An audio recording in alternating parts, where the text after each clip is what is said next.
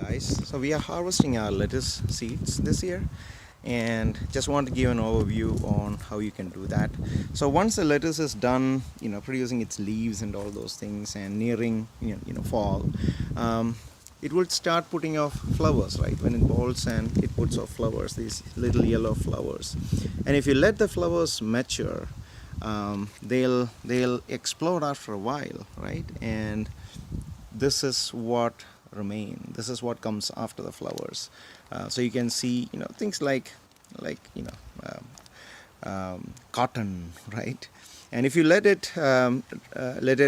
stay there on the plant, the seeds will slowly mature, and you'll get these little black seeds, as like what you see here.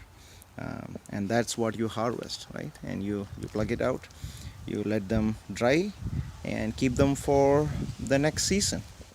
That's how you harvest lettuce seeds.